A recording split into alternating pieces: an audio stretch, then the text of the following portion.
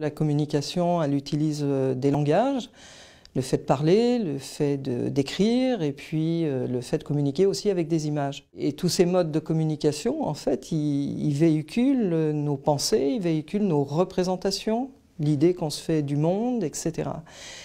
Et donc, on s'aperçoit que dans le langage, qu'il soit oral, écrit ou par image, eh bien, on trouve encore beaucoup de stéréotypes liés aux garçons, aux filles, aux hommes et aux femmes.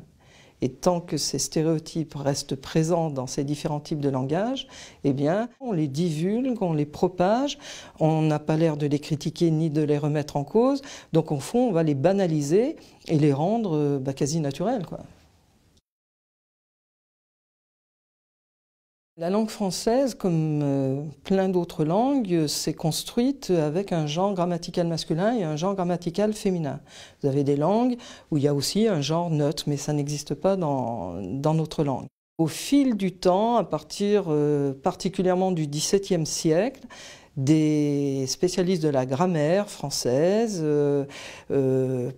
pas très égalitaires, même plutôt misogynes, on va dire, ont décidé que la langue devait refléter ce qu'il y avait de plus noble dans la société. Et qu'est-ce qui était le plus noble dans la société? Ce sont les hommes et le masculin. Donc, un certain nombre d'interventions ont été faites en fait sur la langue française pour abandonner certaines règles au profit, on va dire, de l'usage du masculin. On a abandonné la règle d'accord de proximité qui fait que des adjectifs, des participes passés s'accordent avec le genre grammatical de l'élément qui lui est le plus proche. Au profit de la règle, le masculin l'emporte sur le féminin.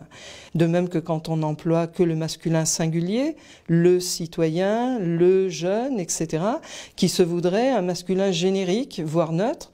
Or, il n'y a pas de générique et il n'y a pas de neutre dans notre langue. D'ailleurs, souvent, pour comprendre l'effet que ça fait, il suffit de demander aux gens d'imaginer si on se mettait à parler tout au féminin singulier et au féminin pluriel. Et les gens sont toujours un petit peu dans la surprise.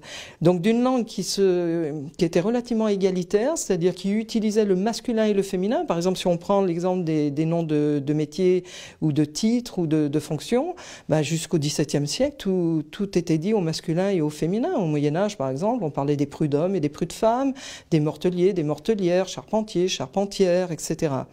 C'est petit à petit qu'on a abandonné le féminin des métiers et qu'on essaye donc de remettre de manière visible dans nos manières de communiquer pour que notamment, par exemple, si on s'occupe d'orientation, etc., les jeunes, les filles et les garçons puissent se retrouver, se sentir concernés et s'identifier à ces métiers parce qu'ils seront toujours tous écrits au masculin et au féminin.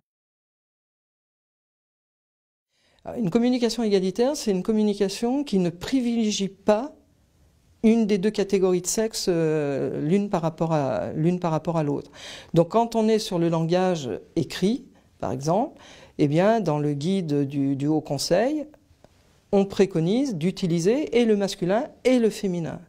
On préconise, quand on est au pluriel, non pas de mettre que le masculin pluriel, mais la forme masculine, féminine, et on rajoute le pluriel, et tout ça avec des points entre les terminaisons.